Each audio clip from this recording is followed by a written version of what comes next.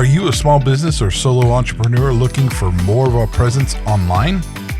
Technology is ever changing, and with more and more people spending most of their time on screens, it's important to have your brand out and about, getting the most exposure possible.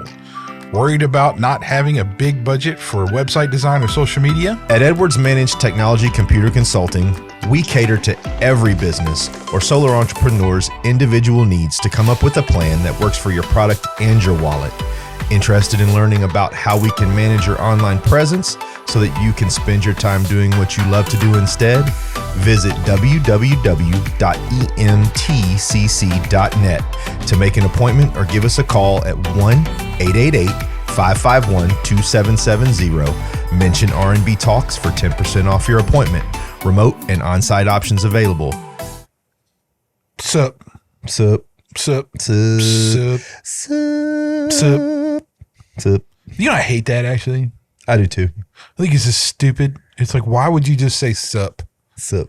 It's such a dumb word. Because you're lazy. I guess. But it just sounds You can't ignorant. say, what's up? I know. It just so anyway. Here's one I hate even more. Ready? Sup, bruh. What? Yeah. R&B Talks here. I'm Brian, and this is Reggie. Hello. Hey. We won't sup you any longer. You know, here's the thing about bruh. Like, only reason I use that is when I'm really like making fun of it. Oh, yeah. You know what I mean? Like, I'm never using that as like a real, like, I think that's a hip thing to do. It's really because I think it's idiotic and I'm just using it to make fun of it, Yeah. you know? Yeah. So, because it happens all the time. I'm like, wow, bruh.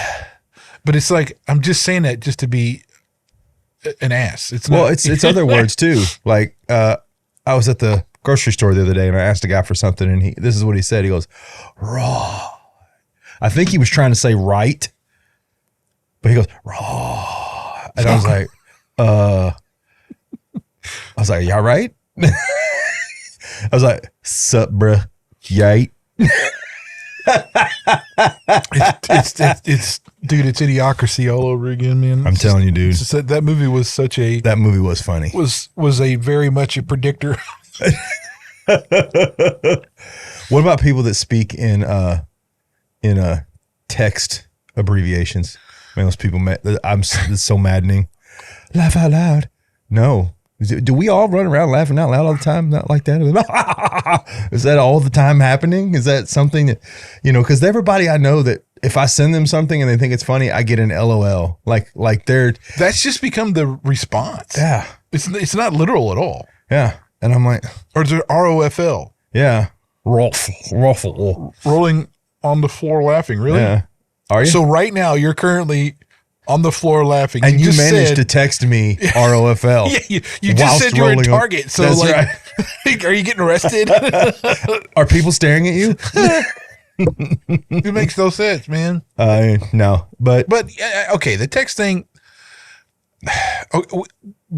There's been periods of communication mediums where you shorten the sounds and stuff in order to like make your point across. Like, when they were using like Morse code and all that stuff, I mean, you're not spelling out everything. You're just trying to get your point across, right? But I think the key word there is code. Well, yeah. Like it had a purpose. It did have a but I guess that's what they're saying. Like, before when you had those three, when it was just a dial pad, right? And you had to like, every number had like 3 letters. Oh, T9 texting? Yeah. Yes. Oh, see what I'm saying? worst. I mean, like, okay. The worst. You wanted to shorten that because you didn't want to go put 3 times for C. Yeah. 2 times for E. Man. Wow. I know. That's ridiculous. That is ridiculous. And if you had to spell cab, you were just jacked because all 3 letters were on the same number. So you're just pounding one and trying to figure it out. Did. Yeah, I missed it. Yeah. Well, I think abbreviations started with, I remember when email first started getting hot and I would get emails and it would have, I guess you would call it an emoticon at the end where it was like a ampersand and a semicolon and that was supposed to represent something. I always thought they had a tiny seizure at the end of their email because I had no idea for a year like what that meant. I would get an email and be like, did they not learn punctuation in high school? I mean, is there no... Dude, did you... I guess maybe you didn't. In beginning coding, right, you did this like...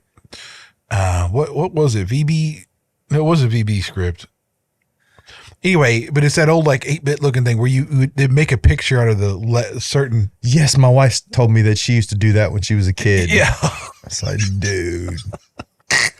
Oh man, like I remember when I first got into, well, not when I first got into, but when it finally got to that point when I was in high school about modems and hooking up, and you were doing text chat through the phone to your buddy, and it was like. It took you like 45 minutes to even connect. And it's like by that time you could have just picked up the phone and had a conversation 7 times over. But do you remember the thing where you took your phone and you set it down on the thing? Yep. Dude. Oh my gosh. What was that called again? Modem. I mean, was that a modem? It was still a modem. Dial-up modem, baby. The most annoying noise in the world. Bang, bang, bang, bang, bang. And it's like, you always wondered if something bad was happening. Man, I mean, just pulling up like websites on that stuff, you're like, you'd hit it and it would be like, you knew you were going to wait, At least 7 to 10 minutes just for the website to come up. You're just waiting. Yeah. You're like, okay. And then how very limited the websites were, right? Like there were no, whatever you got on the surface page of the site was all you got. Oh, remember the forums? Oh, yeah. Oh yeah, like it was all about message boards and forums and stuff, Yep. Then it became about online chat, which I never understood online chat. But I kind of look at online chat like I look at online dating. Like it was really, I mean, you got to be pretty trustful to believe whatever's coming at you across online chat. Yeah, well, look, dude, I don't know. I mean, I married one that I met through eHarmony, so I can't really say too much. But eHarmony is a little different because you got to see like a picture of the person. Well, that's true. Like in the like old school dating sites. Yeah, it was just like it was just chat. Yeah, I'm blonde, 6'1", 130 pounds. Are you? Because I can't see you. Is that both sides of you or just? Is that Jekyll or Hyde? Which one is it? Right. So. But no, man, I don't know, man. It's just this, like even my kids, man, I'll catch them talking in text. And I'm like, nah, I'm not answering your question because if you can't talk to me in real words. No, dude. If anybody comes up to me and goes, oh, LOL, I'll be like, oh my God. Yeah, no. Yeah, you're fired. No. You're fired. I can't deal with you anymore. It's a different thing, man. I mean, it's totally different how people are communicating these days than when we were growing up. Here's what it is, man. Yeah. So again, I officiated a wedding. And as long as you officiated it correctly, I feel like, I had some hiccups. It's the first time I ever did it, right? But I feel like we got through it. I feel like it was good. I feel like the couple that got married are solid, right? Like I feel like it was just a good experience all the way around, It's a different look when that kind of authority is involved, right? Like I'm pronouncing you man and wife, and you want to take that seriously, right? Like you don't want to be like, man, look, yeah, you got married, get his stuff. Do you? Yeah, do you? Yeah, sweet. No, you don't want to do that, but yeah, but it was cool. I really enjoyed it. Like it was something fun. And I think my wife probably going to try to get me started a business. Man, there ain't. I'm going to officiate you. I don't think so. I could do all kinds of weddings. Yeah, but I just don't want to. I wouldn't want to do that because, for one, I couldn't marry just anybody. Well, and that's kind of where I'm thinking. That's the problem. It's well, but I'll probably get taken to the Supreme Court because there's some people I'm going to be like, nah, bruh, nah, sup, bruh, nah. Watch this. What was it? This one chick who married herself. How in the name of Pete Lincoln? And I Julie, forgot what they called it, but it was something self-marriage. And I just thought, what? People are freaking nuts, dude. Well, I guess if they were like, what do they call them? A two-spirit person? I don't know. Maybe. I don't know. But I mean, that isn't even Mary. Never mind. I mean, it was just like one of those where, okay, yeah, you marrying an insect or whatever. Okay, that's obviously heinous and stupid. Yourself. I don't think you firmly grasp the definition of marriage, but whatever. I don't think you grasp the definition of sanity at that point. Well, look, this is what I don't understand about people right now. Okay. Like it's generally, you argue with a fool, you're going to get a foolish outcome. It doesn't really matter. You're never going to get anywhere with a fool. Yeah. So in today's society, how many times would you really have any kind of debate with, because it's all foolish. I mean, there's been many a time that I've been in a situation where I realize that this is dropping pennies down a well, right? Like you're never going to get a response other than the plop of it hitting the back of their brain and still not understanding it. So you just kind of you have to know when to say, this is not going anywhere, so we're going to stop, right? Like but I mean, marrying yourself. I would like to see the proposal. Yeah. I'm sure it was very lavish. Oh, you're looking good today. What? Now every time I open my eyes, I'm going to visualize you doing that. Sexy beast you, What the hell, man? Hey, man, if you need to use self-affirmations, it's okay. I'm cool, right? I'm not marrying myself. Look, man, it's okay to tell yourself. You have to anyway. Sometimes when you get beat down, you're like, okay, no, I'm good. I'm all right. Mm-hmm. But like, Mary, it would never cross my mind to think, that would be a great idea. What's going to come next, right? Marrying someone and they don't know you're marrying them. Being like, oh, by the way, I married you 10 years ago and I want to divorce you and take half your crap. I don't even know who you are, right? Like it's going to be this hyper level of ridiculous that we see right now. And when I say hyper level, I mean, there have been things as of late that I have seen that I've just gone, I'm going to say it. What in the hell is going on? Like what conversation did you have with someone and they looked at you and went, yeah, that sounds good. Who affirmed you? Who gave you the sup, bruh?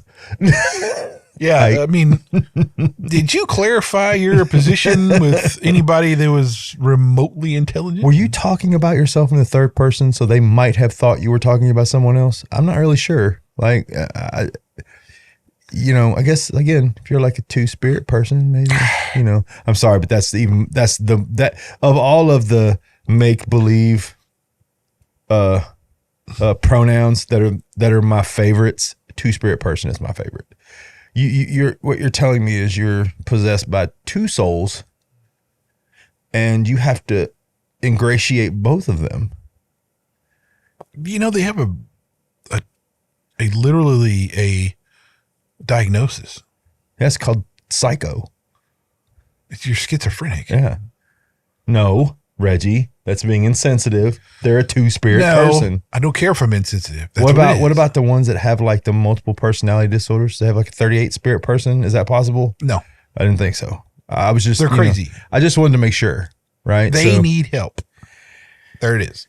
All right. So, news today, Hamas terrorists are turning themselves over en masse to Israel because Netanyahu has cranked down tight on them.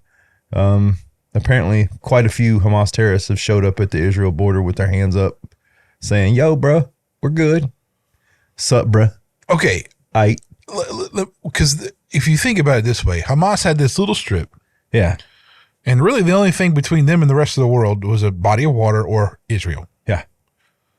So if you take away your options to get anything into your little strip of land, yep, because you're a douche, yeah, you might be hurting, Well, and on top of that, Netanyahu's been just dropping hammers on them since this all started. Like he's been merciless. And and rightfully so, right? Like you're murderers, you're terrorists. Well, the problem is the problem. I always thought, well, and look, Hamas is going to always have a problem with Israel, no matter what. Yeah, it's just part of their creed.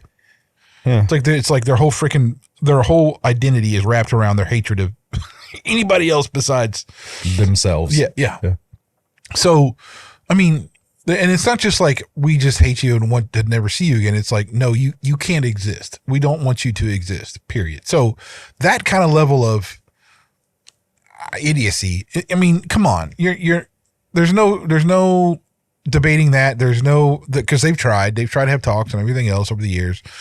So I guess when I look at like in that whole Harvard, I don't know, I didn't get a chance to read in this too much, but the Harvard and the UPenn and Harvard. Yeah. I'm glad she got fired. I mean, but I'm just like, what do you expect? You got what you deserved. Look, all right, so I'm going to say this, and anybody, you can argue with me if you want, right? Look, man, I'm not here to argue semantics of what Hamas believes and what Israel believes, but if there is anyone who thinks that they can openly say it's okay to, with prejudice, eradicate an entire race of people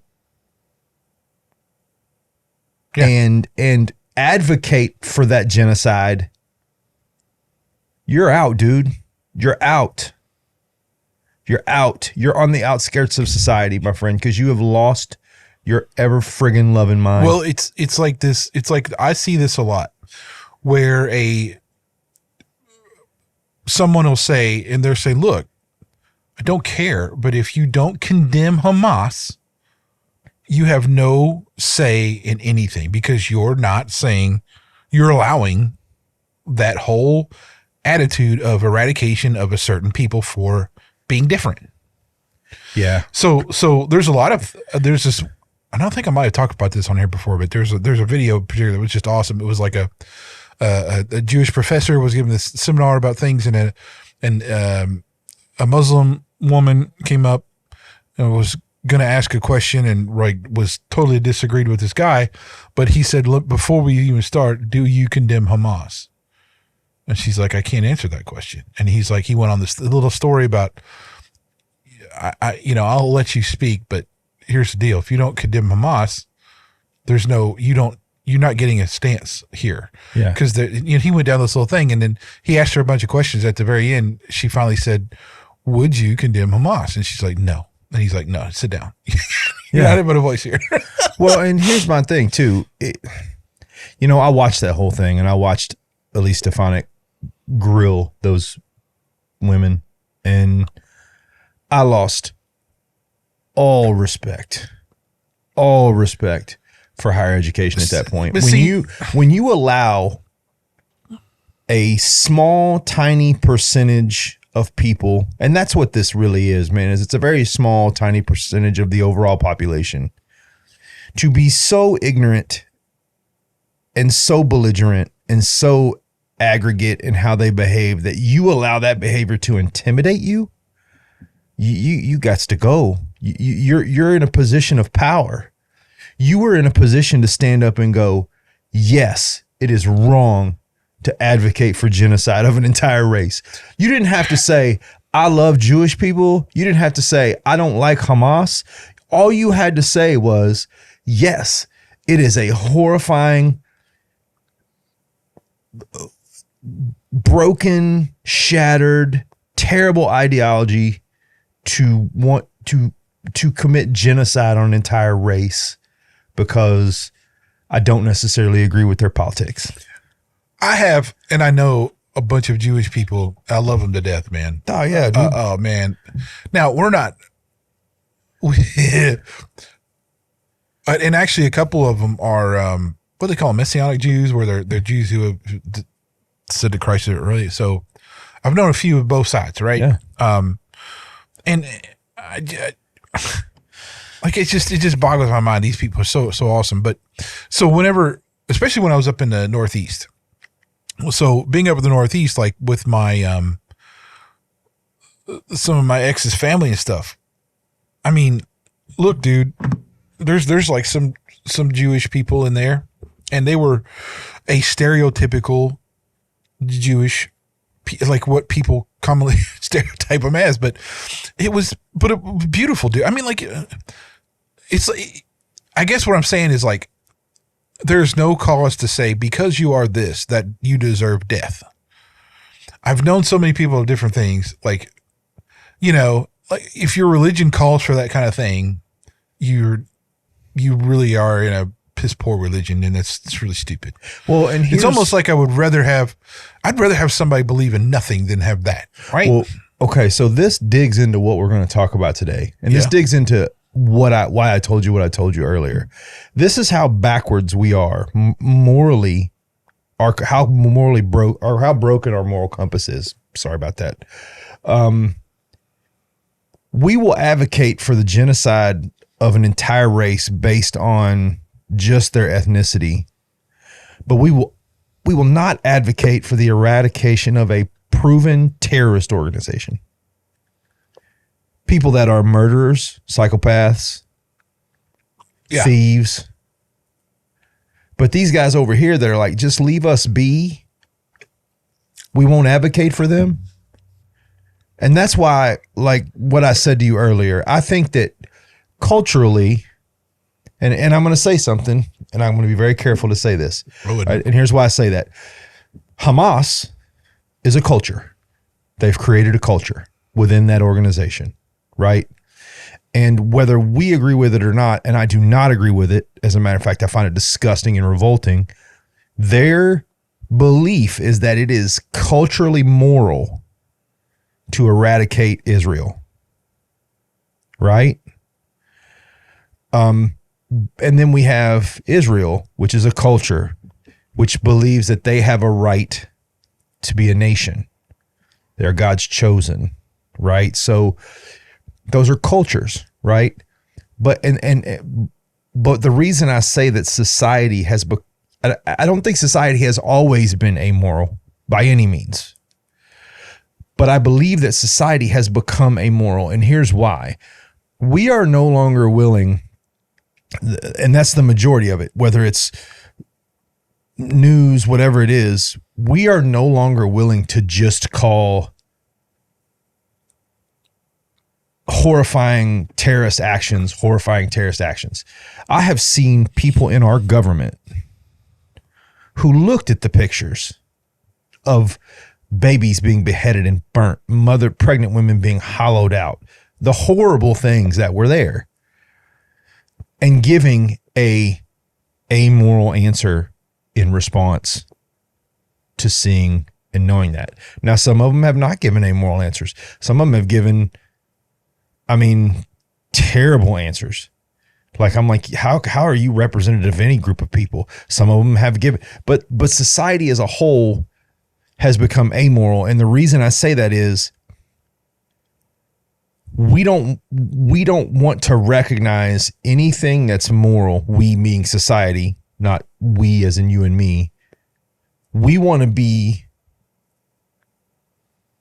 I'm trying to figure out the right word for this, gelatinous,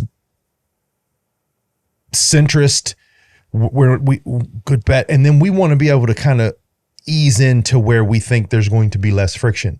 Well, that's anti-morality anyway, because if you hold a moral stance on any level, you're going to have friction, right? I hold my moral stance.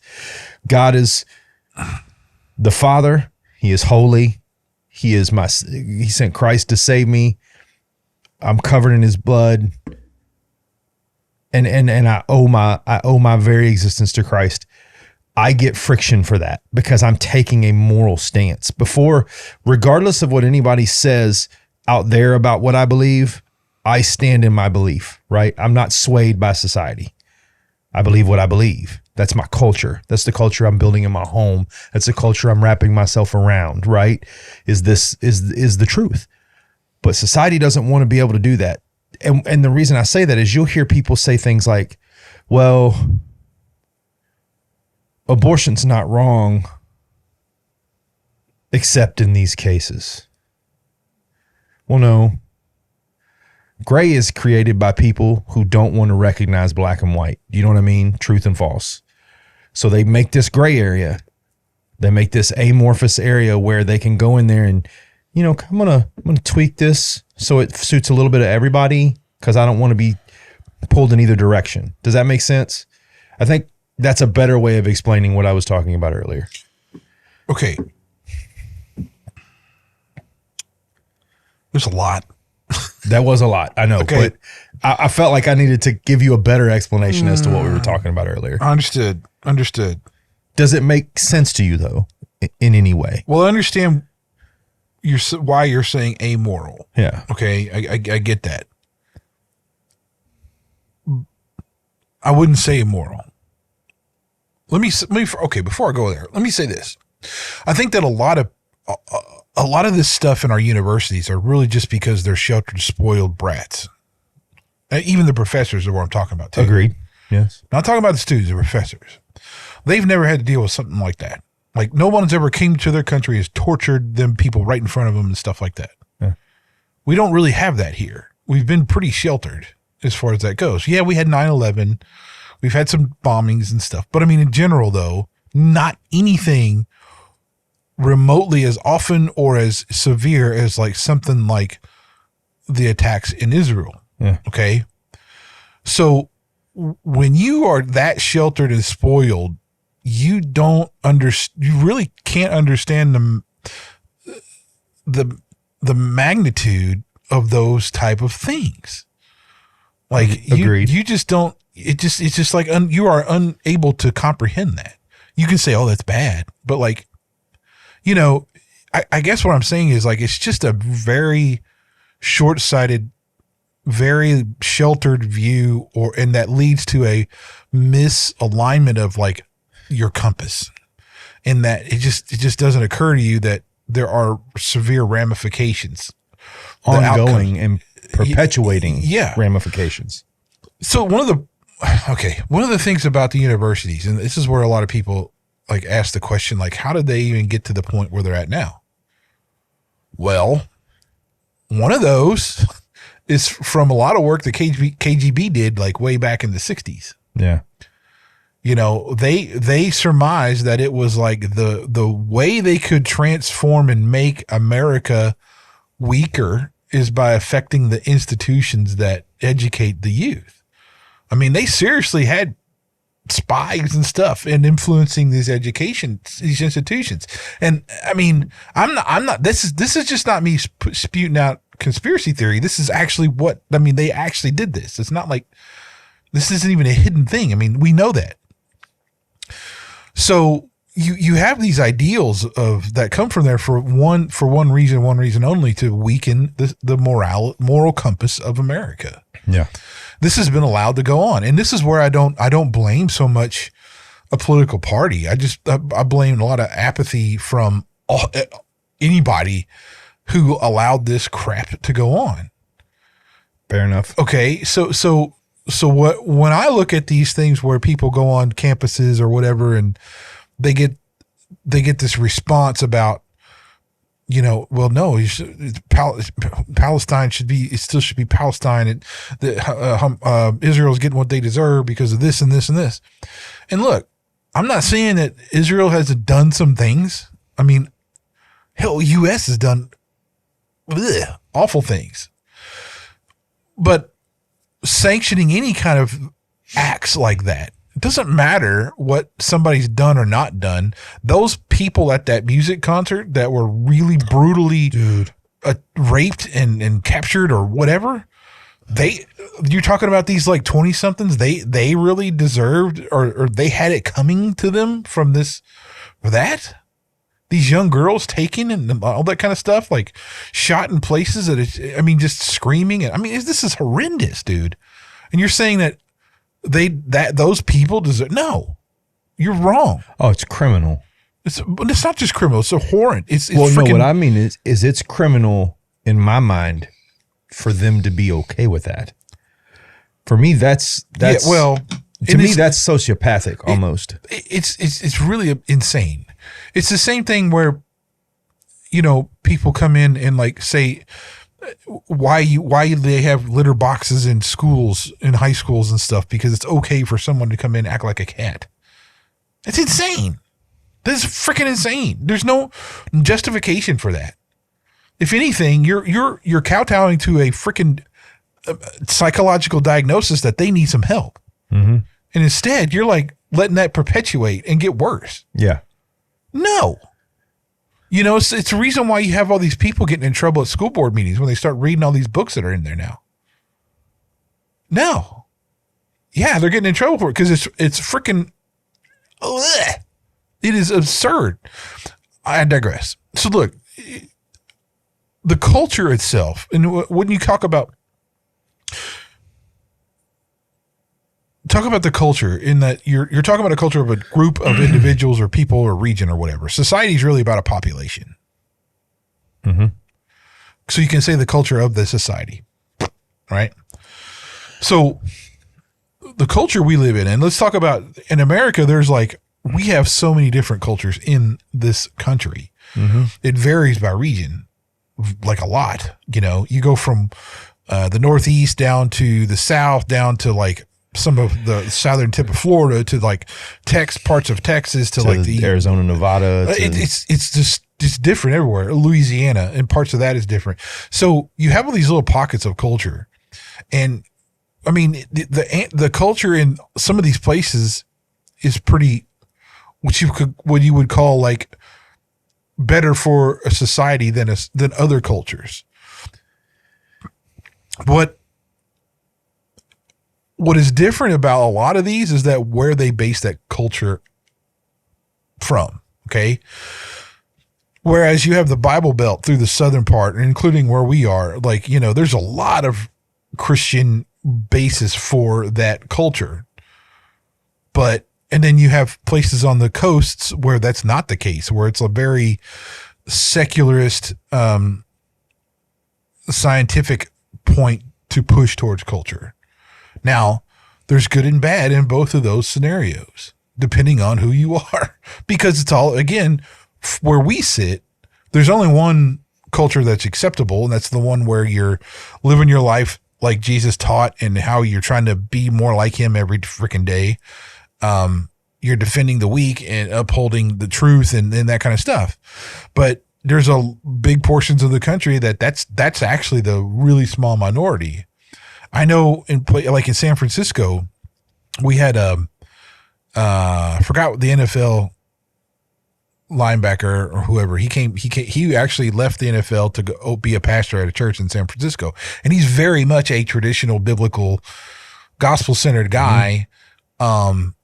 It was great talking to him for a little bit on the side of that, because since I was playing a worship band, I got to be I was in the green room, we could chat.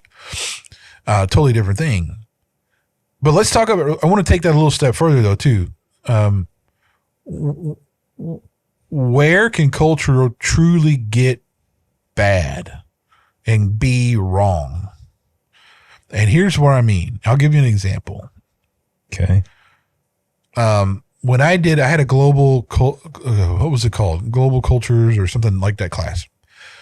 And part of the paper I wrote was about where culture can go completely off the charts. If you base your morality on the culture, or you let somebody just dictate from the society itself and say, this is the betterment of society, we're going to follow these rules. That leads to a relativism in itself. That's why we still have places in Africa that have tribes who have this. It's really morally good and okay to mutilate little kids. The witch doctors will consider the genitalia of the little kids powerful medicine, and will mutilate kids in order to have this powerful medicine. That's acceptable in some of these tribes. That's an example of where culture dictated the morality of that being okay. You have cultures back in even far back as like even the Vikings. I mean, their culture said it was okay to like do all kinds of things, Very true. So you can't, so this is where I think that whole stance of like, well, we just want to be and do what we do for the betterment of society, but that's still a human being or beings claiming a certain fundamental. Well, I think this is where anti-deity thinking kind of comes in, right? Like, or multi-deity thinking. And what I mean is when we began to pull back away from what I would consider a moral center, and let's talk about any religion. Let's talk about Buddhism. Let's talk about Muslim. Let's talk about Christian. Regardless of where everyone is, there is a focused deity involved in that, right?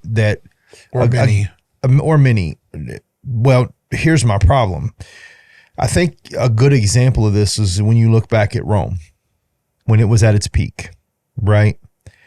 If you look at the translation in different sections of the Roman culture,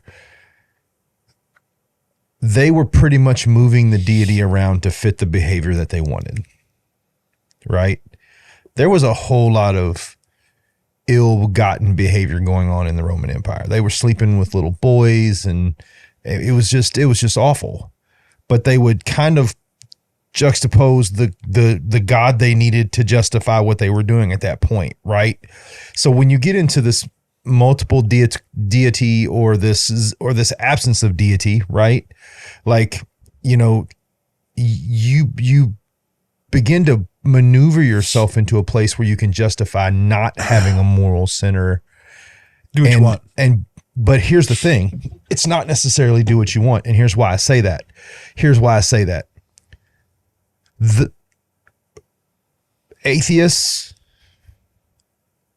transgender, whatever it is that claims there is no God and there is no,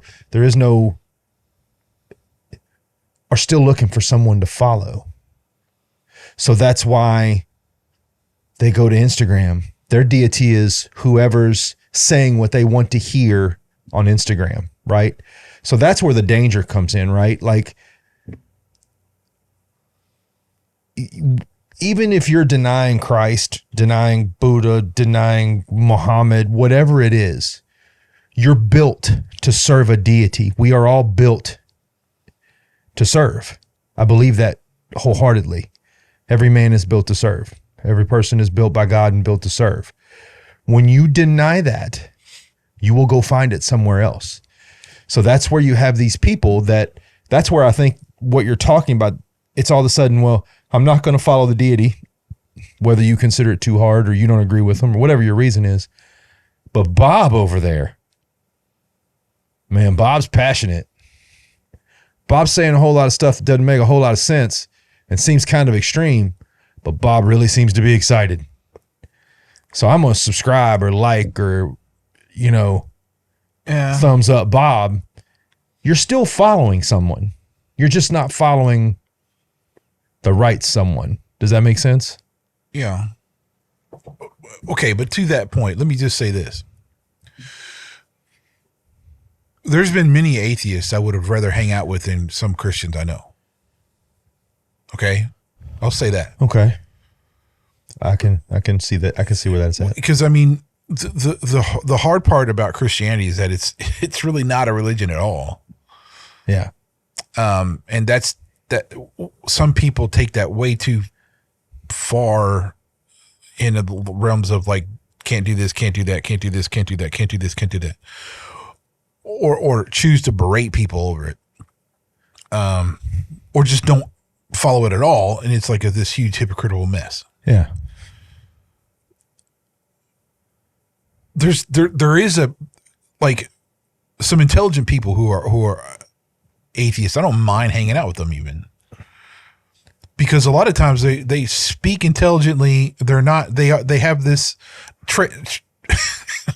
granted, there's like this elitist thing of like, we know what's best for society in general, so we base our actions and everything off of that kind of thing. But yeah, but where does that come from? Well, that's what I'm saying. There's not that's exactly where I'm going. Is there's still not a transcendent point that all this comes from. It's still people making this up. Yeah. Okay. Why I said the whole thing though about the hanging out with atheists rather than Christians sometimes, because look, sometimes religiosity gets in the way of what's really good. And you have a lot of people who do Christianity wrong and who portray it wrong, who get out in the spotlight and shine a light on this wrong aspect of Christianity, or it's just completely false. And like they're going around saying certain things. Prosperity gospel, for one, is a huge one now. And that's why a lot of Americans have flocked to this, because it's health and wealth. Believe in God and you'll have health and wealth kind of shit. No, not what it's about. There's a reason why Paul said, have, you know, there's glory in your suffering. I mean, come on. Anyway, I guess I'm getting off track a little bit, but unless you have a real transcendent, out of humanity point to put your morality from, I should say pull your morality from, it's still going to be based on a human or a human element that can be flavored in a way that benefits certain people or not. That's how you get all this nonsense. Now, we talk about Buddha and Hindu and all that. Okay, Buddha, I mean, look, Buddha wasn't an entity, like he wasn't a deity, and he was just a teacher who like showed people the path to enlightenment through a certain way. Hinduism is another one where there's like all these gods and stuff that do certain things, and it's you know, there's sacred this and sacred that, and there's practices and whatever to handle an explanation of that transcendent reality. Sikhism or Islam or any number of other religions all do the same thing. They have a point where it's a transcendent point where they say this is where our morality comes from. So on all of those religions, though, there's a person at the end of it who has said they are the prophet. They're giving you what God told them, and they're doing Rastafarianism had Haile Selassie, right? Like it was all. Yeah. And then, you know, even Muhammad, when this is what I don't understand. Like Muhammad was basically like this, like uttering weirdo, like that just uttered all this stuff, and they wrote it down and they said, well, this is from God and this is the way we're going to go. It's bizarre how that started. It's like, why would you all of a sudden take this like haggard man who's uttering a bunch of stuff and think, I'm going to write all this down and we're going to create a religion from it? It's just weird, right? The Christian, what I get a lot is like, well, isn't Christian the same? And this is one thing where I say like basing our culture on Christianity is a whole other thing. It's not. The reason why, it's one of the few religions who have historical evidence that really go back, and it's like there hasn't been an archaeological dig that disproved anything in the Bible. Yeah. There's been plenty that have proved things in the Bible. Well, yeah. I mean, like, you know, even going back to a number of things in way BC that have been proven to be, oh yeah, that was there. Well, here's something, and I might be stepping on a landmine here, but this is where I struggle with Catholicism, right? And this is, you know, there seems to be a lot of faith put in people. For me, you know, we've got the cardinal, we've got the pope, we've got the priest, we've got the this, we got the that. And in order for you to communicate with God, you got to communicate through these people. Like go to confession and let the priest hear and he is going to give you absolution. No, he isn't. Okay. You know, so that's where I like, and I get it. And I use that as an example to say, I understand where you're coming from, where we begin to slide people out front. And, you know, it's funny. I had this discussion. It's been a while back, but I had this discussion because somebody else, well, isn't your preacher the same thing? And I'm like, no. And here's why. He doesn't want me to come to him for absolution. He doesn't want me to come to him and say, oh, leader, can you do this for me? He is encouraging me to read my Bible, to communicate with my God, and to connect and make my relationship with Christ a personal relationship, right?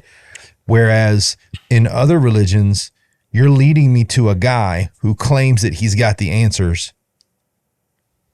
Very David Koreshian. And you want to tell me that I can't get to my Savior unless I go through him, her, whoever it is.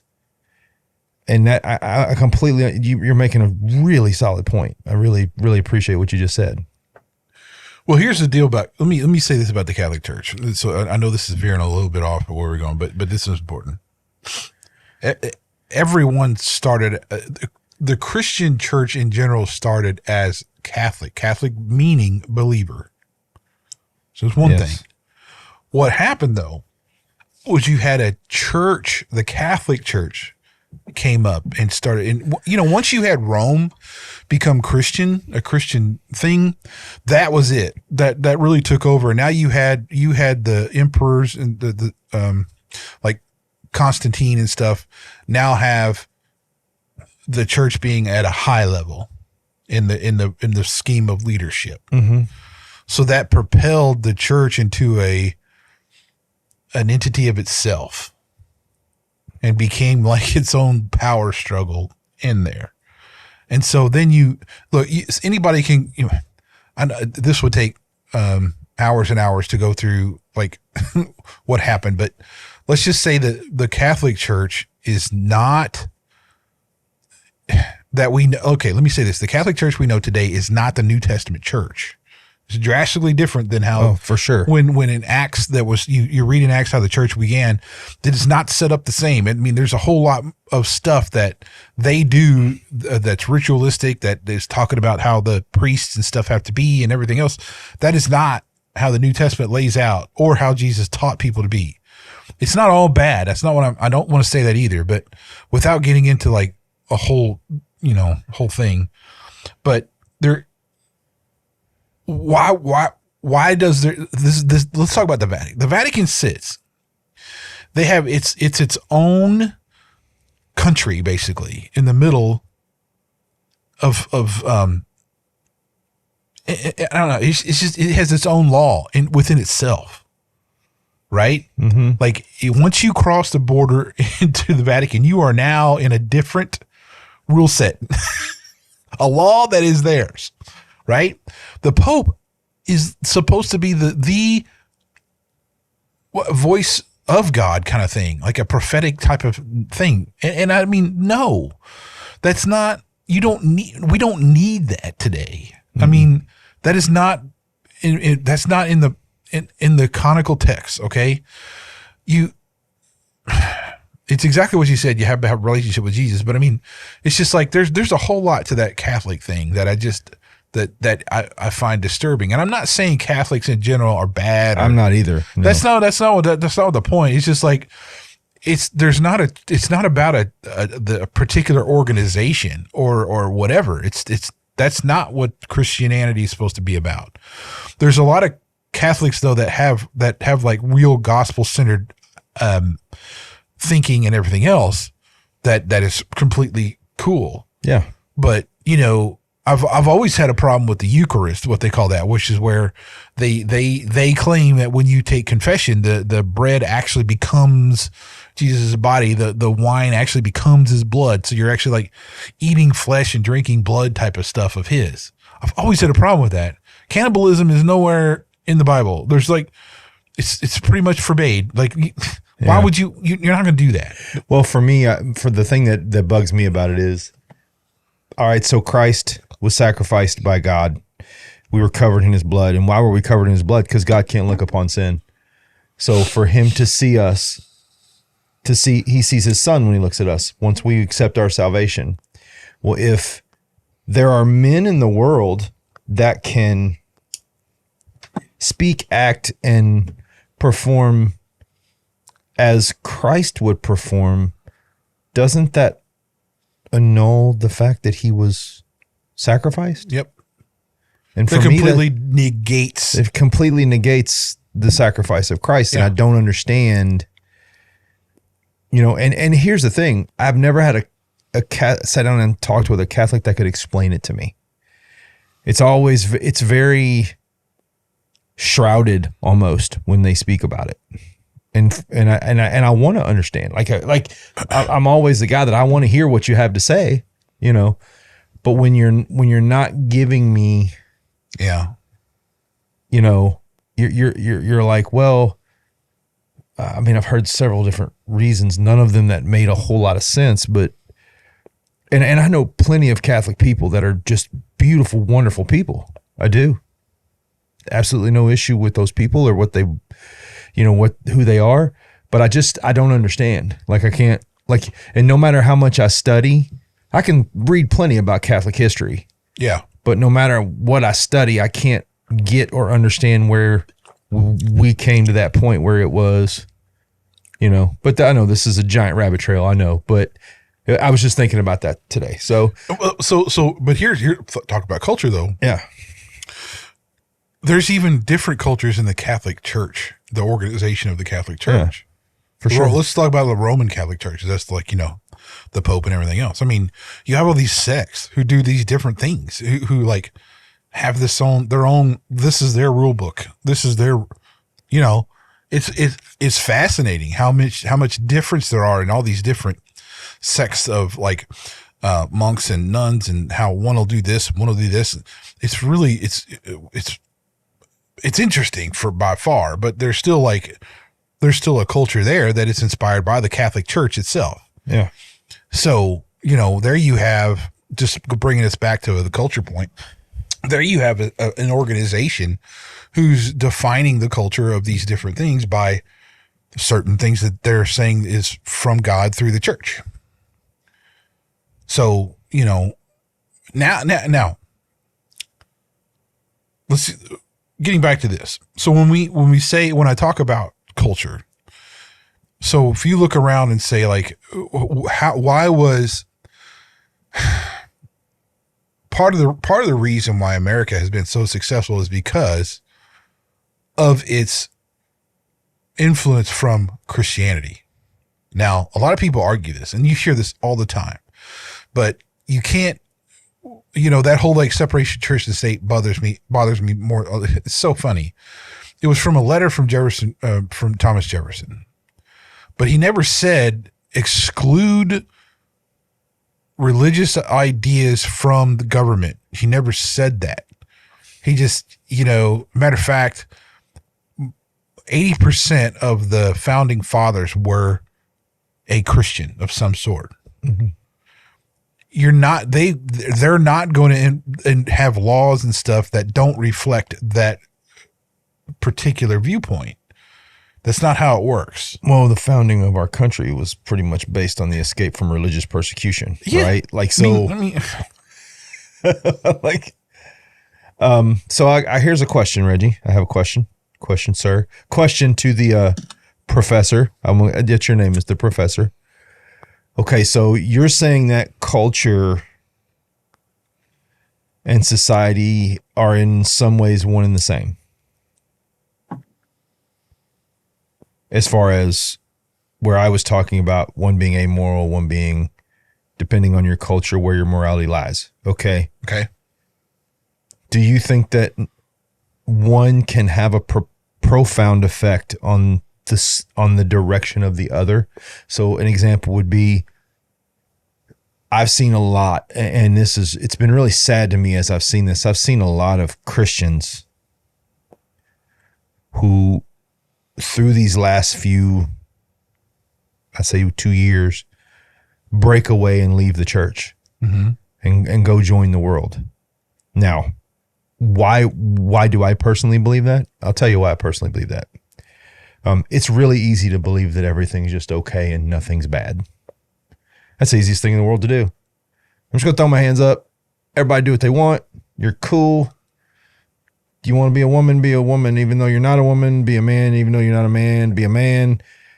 Everybody, Hamas, cool, whatever, right? It's easy to do that. It's easy not to wear armor. Armor's heavy. It's easy to not believe in anything.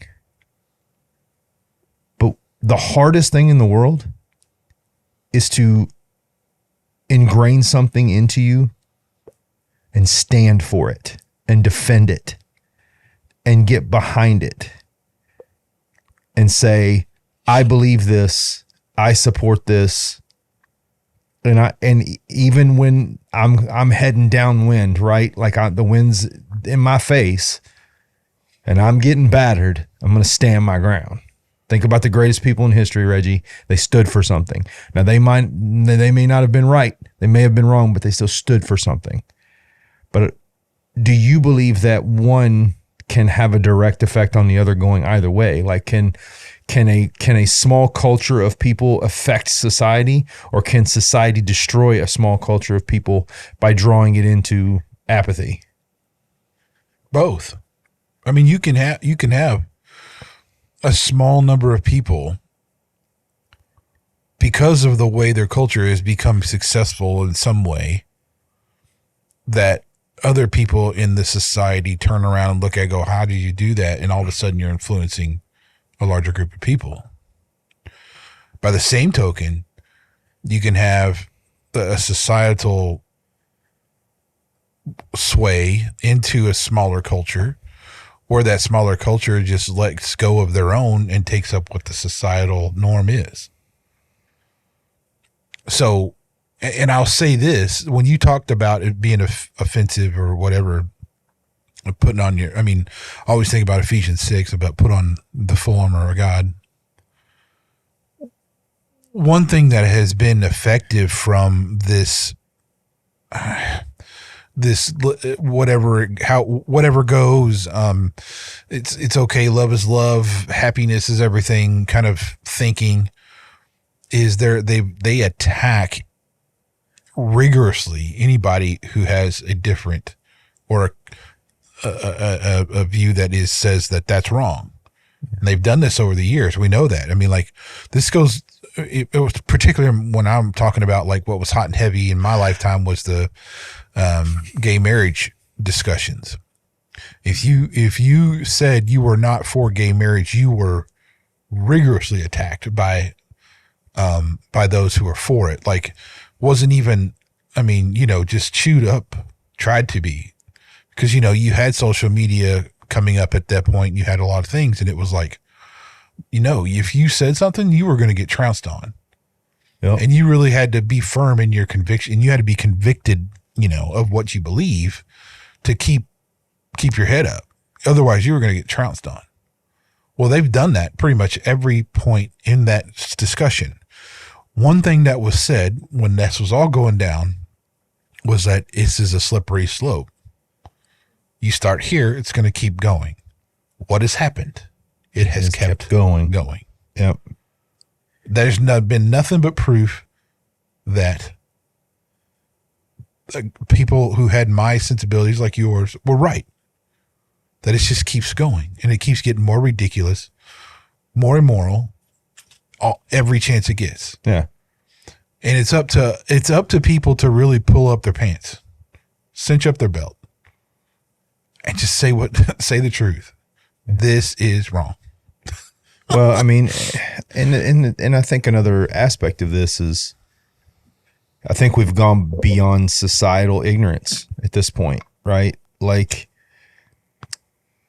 there are still tribes and places in the world where societal ignorance is a legitimate excuse, meaning they're not near society. So whatever their traditions or whatever they're involved in, that's all they know, right? But when you talk about mainstream, when you talk about the day-to-day, like, I hear things and when I hear them, it blows the back of my head off when I hear people say things like, it's okay to transition your 9-year-old. And then behind that, I hear, and it's okay for them to start puberty blockers. And and totally ignoring, let's take the religious aspect out of it, totally ignoring the science.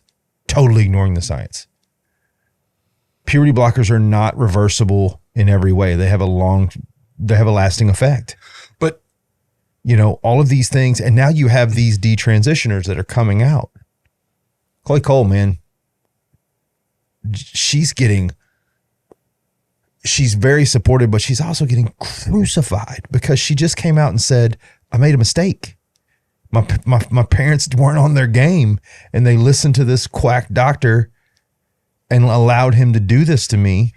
I will spend the rest of my life suffering after effects, psychologically, physically, right? And we look at that and go, doesn't matter. We're right. Okay, you're wrong. What people don't understand is that the idea of gender didn't come about until it became a philosophical point. It wasn't a scientific point that said there was gender. It was a philosophical thing. Yeah. That's a big difference, man. Sex was scientific. The biology was you had a male and a female. Yeah. Then you had somebody philosophically come around, who was a Marxist, by the way, who said the concept of gender. And that got so messed up and just twisted. It's just like, no. Well, and if you look at the history of the concept of gender when it began to be toyed with, the guy who kind of led the charge on, gender and transitioning was a pederast.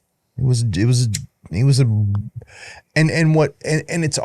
here we go again. It's all been proven. This isn't me going, I think he was. This is all proven. Yet we ignore it, right? Like here's the thing. The gender theory, right? In my opinion, is like discussing the theory of relativity in a sense of it's a theory, right? It doesn't have any science behind it. It would be like me going, I want to discuss coffee bean theory. I don't have any facts. I don't have any relevant data. It's just a theory. Yeah. Well, right. And I think I think when we talk about gender theory and gender identity, I think gender identity, I think it used to be gender theory. And for them to try to make a relevant argument, it became, well, we're going to take theory out and we're going to put identity in because identity has meaning. Theory does not. Right. So, but let's pull this back a little bit because I think it's not just the whole like sex or gender discussion. Culture itself, though, now has put a really unrealistic definition of even roles within the family. Yeah. I think it's on purpose, if you ask me. You have men who are being attacked for being toxic, which is horse crap. That doesn't know how I feel about that. Yeah, we've already talked about that. But you have women who are being pushed to do things they don't want to do, or they think they do, whatever. But I saw somewhere this one older lady. She was like, I don't even know what the problem is. Like, we lobbied for all this stuff for women and we won. And now all of a sudden it's not good enough. Like, why? And look, there's a point. This is why it is so important to have this transcendent look about who you are, what your purpose is, what your role, how you're supposed to act, because you alleviate this human variable that ends up messing it all up. Yeah. And we know from his story how messed up it can get. Well, and on top of that, what we want ain't always what's good for us, right? So, and what does our most basest desire want? It wants what's going to make us happy in that moment. Well, let's talk about this too. I want to make this point too, because there has been atheists themselves who have said, and I forgot who it was, who said they wanted Christianity to be in Africa, and they said this. And the reason for that, there's a background of like, there's a whole study on this too about like how the Christian moral standards actually elevated like culture and society to a point where it was more productive, more free, everything. Like it led to the civilizations we have today because of the way it is, because what the freedom is and all this stuff, right? So he was saying, as this atheist, like, look, you need to bring more Christianity into Africa so you can have them get up, have them experience this same type of civilization increase that most of the world has seen. Yes. Right. I'm looking something up right now. That's okay. But I mean, this is it. I mean, the point, there's a point here where all of the basic moral standards and stuff we have today go back to a religious starting point. Yeah. And just as a point of order, Christianity first arrived in North Africa in the 1st and early 2nd century. The Christian communities in North Africa were among the earliest in the world. Legend has it that Christianity was brought from Jerusalem to Alexandria on the Egyptian coast by Mark, one of the 4 evangelists in 60 AD. That's from the BBC UK. And here's one of those things too that and that kind of denotes that all of the people that are anti-religious morality, you notice how they all know who we are? You understand what I'm saying? Like, you notice how they're not anti-Muslim. Well, okay. You do have to separate that out because there are you have the guys. We have some. Okay. The outspoken thought leaders of atheism are. Well, I'm not talking about outspoken atheists because look, man, you and I both know we've talked to atheists that legitimately, as far as their argument goes, has their game together, right? Like they're arguing from a point where they've educated themselves as best they can, right? They're not trying to come at you with Yeah. But looking at most of the people in society who are anti-religion, and they're not anti-religion, they're anti-Christian. Well, okay, the layman, sure. Yeah. So, but here's what I find about those people, though. They've really been. There's an event. There's something that happened that turned them against Christianity, whether it was a family thing or whatever, or something was taken from them and they blamed a religious entity. Yes. So I mean that's I mean if you get down to brass tacks, that's usually what happens, and they haven't let go of that anger towards God in order to be open to the possibility to say that. But that's not everybody. I'm not saying that either. No. Well, here's where I'm coming from, right? Like, I think you and I know each other very well, Reggie. I think you know who I am. I think you know where my heart lies, and I know where yours lies. And when I hear someone who is anti-religion talk about why they're anti-religion, usually guys like you and me don't fit their description, right?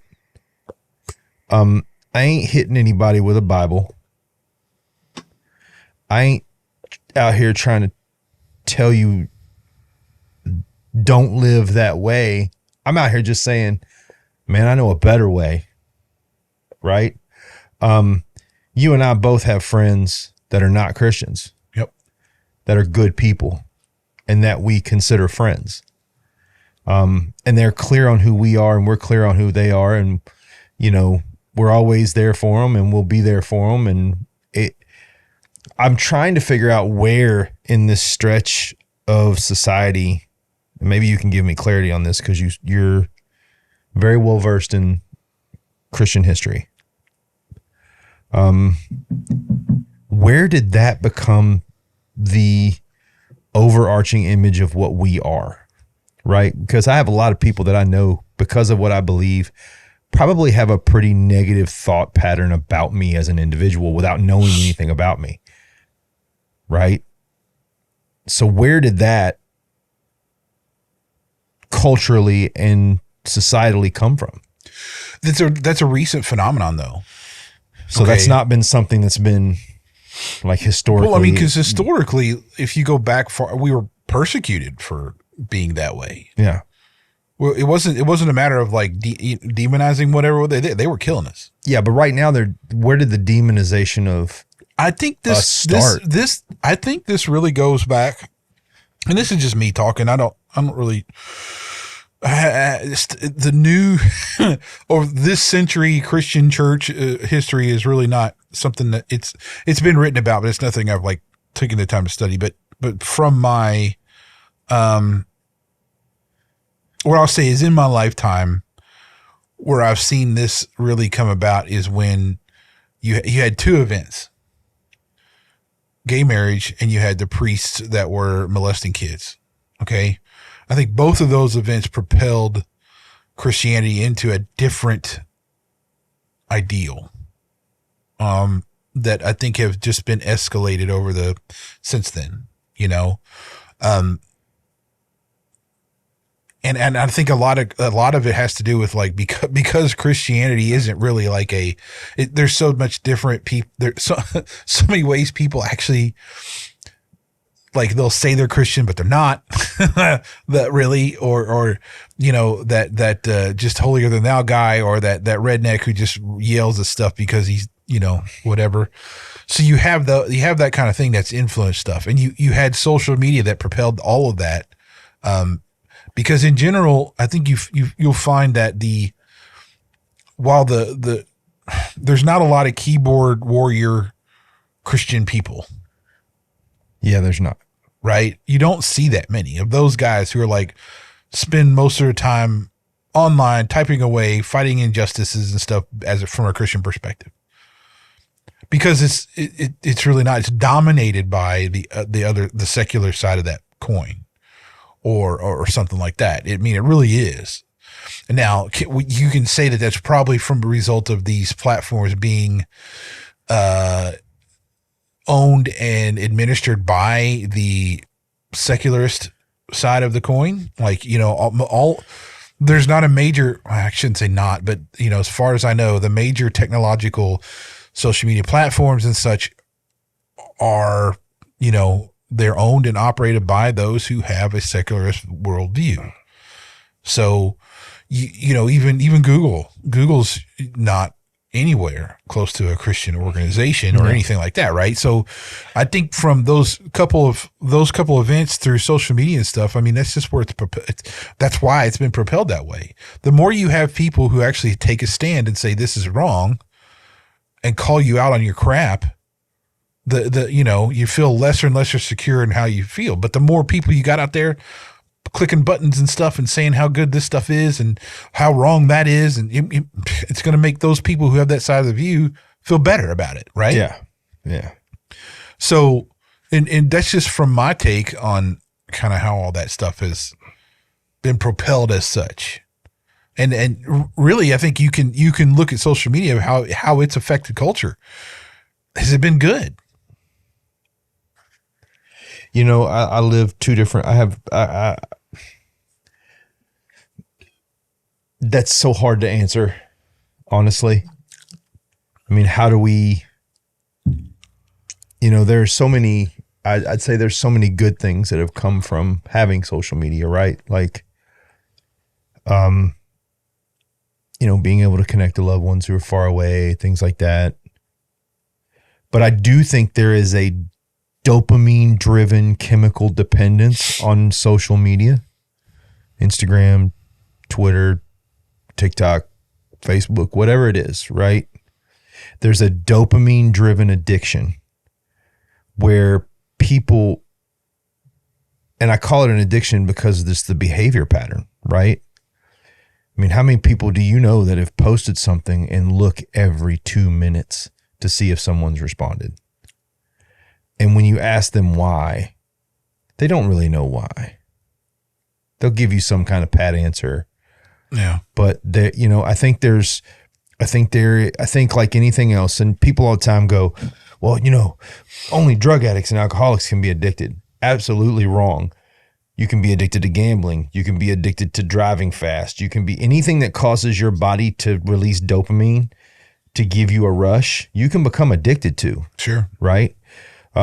So I think there's this legitimate dopamine addiction that comes along with, you know, oh, did somebody watch my Instagram video? Did somebody, you know, and I think it's both. I think, you know, like my wife, she's connected to friends that she went to high school with, and she chats back and forth with them, but she's not really on there a whole lot.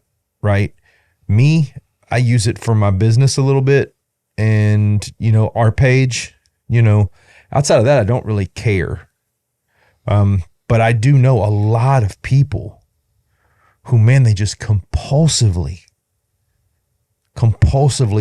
access social media. So on that side, I think it's terrible. And I think the problem we have now is we have parents that are allowing kids access to social media at such a young age that it's become very, very ingrained in their minds very early in life. Yeah. I still do not allow my kids to have a Facebook page. I still do not allow them to have Instagram because they're going to get enough of that exposure when they're adults. Right now, they're kids. I want them to be kids. Yeah. Right. I want them to have fun. I want them to have a good time. I want them to go see friends and enjoy life. Right. But that's not what's happening. So that's my opinion. You know, there's girls and stuff. My daughter's age, you know, 7 or 8 years old, who have phones and stuff. It blows me away, man. Like, why are you doing that? Like, really? Do they really need it? Where are they going where they need a phone? Yeah. By themselves? Yeah. What? And I've heard that excuse too. Well, in case they get lost. What? What? In case your 8-year-old gets lost? Yeah, they have watches that are made for the kids who have GPS trackers in them. Get them one of those. Yeah. But not a phone. No. Well, I mean, look, man, here's the deal. Culture can be good and bad. And you can influence culture, good and bad. I think that, you know, right now it's just been a circus of just bizarre ideology. And, you know, even the political landscape is just such a weird place. We have so many, this is what's funny. We have so many of these conspiracy theories that have been proven true. Yes, very true. It's like, and then people just disregard. It's like they're so blind to like the actual stuff that's going on. It just blows me away. But it's the same thing with like the cultural stuff. And it's like, you know, I don't understand. I just don't. And it's just because it's just, I wasn't raised that way. I don't believe the way. I just don't see how you could look at some of this stuff and go, that's okay. For instance, having a culture where you say a certain perspective is not allowed to speak somewhere. That blows me away. Like, oh yeah. I don't understand that. Like, I don't even care what viewpoint it is. I can get into the whole freedom of speech. Oh, I know, but like, why would you do that? Let me say this. How weak are you that you think words carry the same violent act as a physical one? How weak really are you? Well, and that's the thing too. This persona of, here's what I would say. All right. And I want anybody who's listening to this, consider this a challenge. Consider this something to think about. Your ideology is so fragile and so easily damaged that if someone verbally disagrees with you, you feel like there's been an act of violence committed against you. What I would encourage you to do is really sit down and go, how strong is this ideology? Am I really that invested? If you can just disagree and I feel damaged in some way. It makes no sense. Because here's the thing with me. Oh, you don't like the fact that I'm a Christian? Oh, you think I'm stupid for believing in God? Okay, well, I'm going to go get a sandwich and take a nap. You have a great day. Like, I'm not going to break down emotionally. But here's the thing too, Reggie, and here's something I truly believe. Words only have power if you allow them power. That's true. So you're allowing the power of words to scar you in that way. That tells me that your ideology is not as strong as you think it is. No. I love the people who are flipping out because of the wrong pronoun used, dude. That have you makes noticed? Me laugh hysterically. Yeah, like and here's what really makes me mad. The ones that go into restaurants and set up their camera and try to trap people. Why? Because you want attention. Sure. That's it. This isn't about you being misgendered. If you feel the need to go into a restaurant and set up your phone and then post you having a hissy meltdown because let's be honest, you got an Adam's apple that sticks out an inch and nobody's going to be fooled into thinking that you're a woman. And then a poor server who's trying to make a living comes up and misgenders you and you thrash them over it. How weak is your ideology? How weak are you as an individual that you will not?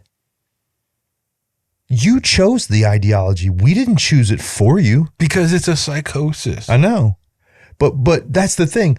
But it goes, we didn't choose it for you. You chose it for yourself. So what you're telling me is I chose such a fragile and weak ideology that it's easily destroyable. I really go back to the whole thing in where it says, like, you know, the God put the sense of what's good and evil in every single person. Yep, I agree. It's in there. And when you have something conflicts like that, it will drive you insane. And here's something also, and I say this too. What I don't want to say I love it because that's the wrong phrase, but what I really get a kick out of is some of these old school homosexual, gay lesbians that are coming out and they're like, yeah, we're gay and you need to stop it. Like, you're being ridiculous. Like we are gay. We live our lives how we choose to live our lives. We're not out here, shaking our hoo-hoos in the middle of the street in front of kids and doing ridiculous stuff.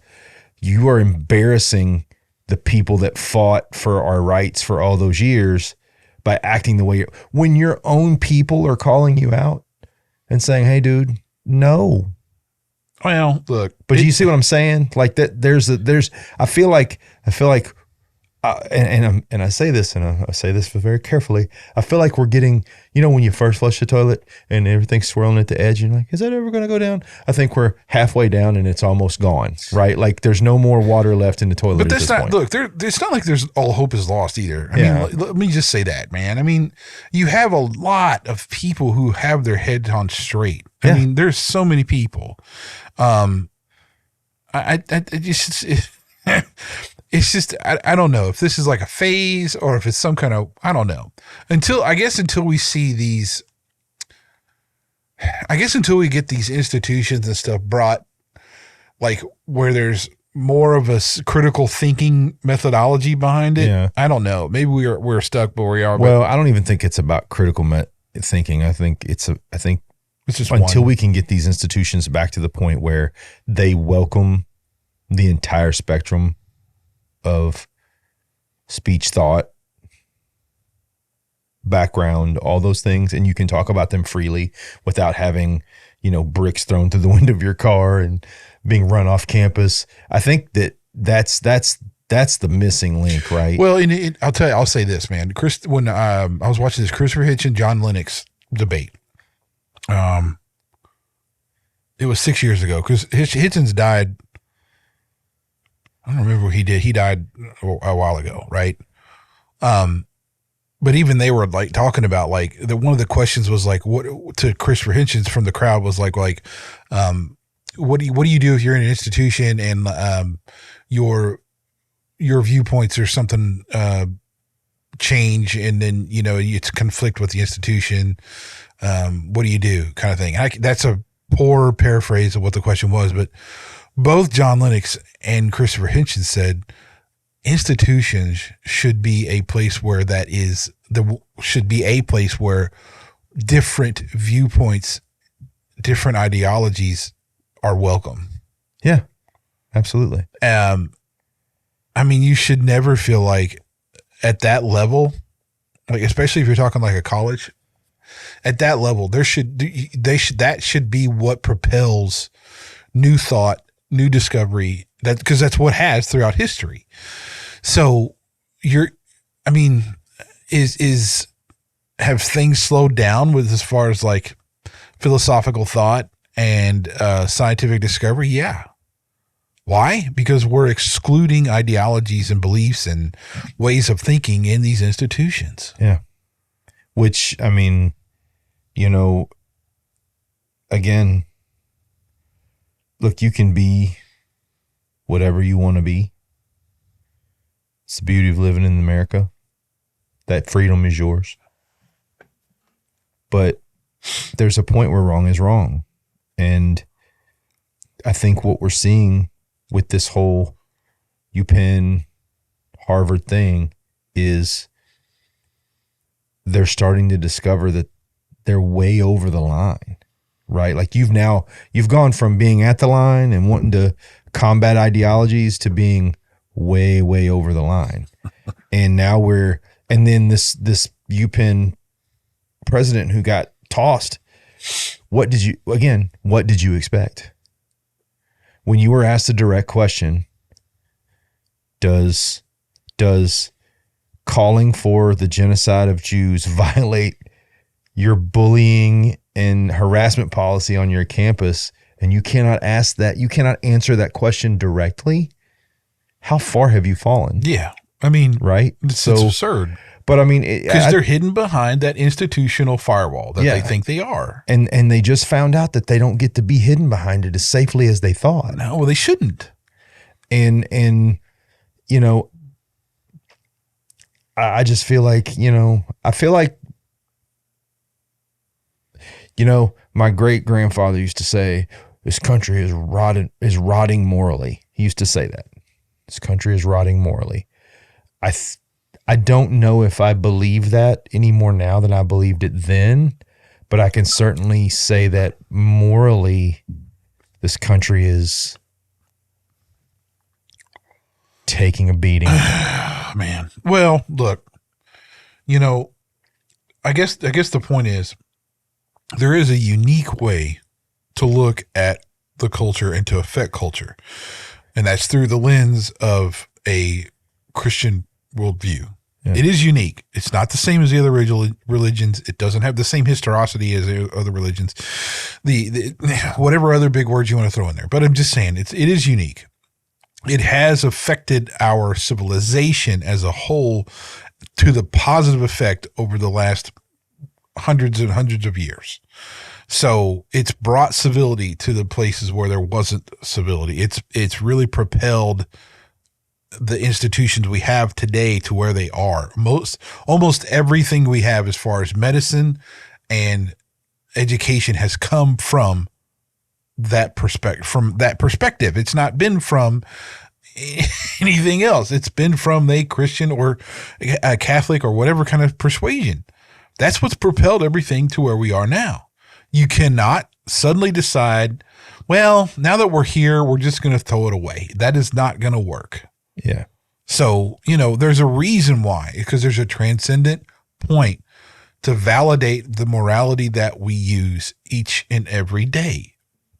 You take that away and you're going to get stuck with a relativism that doesn't work. Doesn't work at all. Excuse me. So, well, I think we've pounced on that through different avenues. I think so. From every different way. I enjoyed this discussion. I really did. As I usually do. I've been so busy, man, with my big paper. I haven't been able to like do too much. So it's good to like just chat about something. Yeah, for real. Well, I think we're done. We are, buddy. We are done. Catch us on Facebook, YouTube. YouTube, make sure you subscribe and for our podcast people, apologies about the, I guess, not saying anything about the people who listen to this on a podcast, because we did all those reaction videos. Yeah. And they're not posted over there to the podcast. So there's like this big space between the podcast people that are going to say like, where'd that come from? So I guess, apologies to that, because there was a whole bunch of these little videos we put out about reacting to these music tunes and stuff that got some attention, but it wasn't suitable for a podcast, so we just stuck them on YouTube. So those are listening on the podcast. I didn't even think to say anything regarding that. Well, I mean, there, so, and we're still in kind of the infancy of this podcast, right? So sure we are. We're learning and growing, and first thing I want to say is I really appreciate everybody who listens, right? Because we really are just trying to project a voice of where we're coming from, and I appreciate the people that respond and don't like it. I welcome that discussion, right? I welcome the opportunity. I really wish you guys, if you think we're wrong or you want to challenge us, I really wish you would reach out, because we want to have that engagement. We want to have those conversations. We appreciate you, and your input, even if it's not agreement with others. I mean, right? just understand that this is not our full-time job. This is like something we do for fun. And so if you really want to get into like a discussion about this or that, or want proof of this or that, I may not have time to like go dig into the resources that I've studied or whatever to find you the specific books or passages for whatever. I'm just saying, I'm throwing that out there because it's just we both have difficult time management things. And also remember struggle that, with. and I tell everybody this, and this including my kids, Google it. Well, it's not just Google though. I mean, this is what I mean by that. I mean, because there's certain, I mean, well, I've had the incredible opportunity of being able to go to a top flight university and study apologetics. So like, it's like, there's a lot of things that you're not going to find on Google, Yeah, that's true. So, I mean, it's just, anyway, that's just the way it is. But all right, we're RB Talks. That's right. This is Reggie. I'm Brian. And this is Brian. See you later. See ya.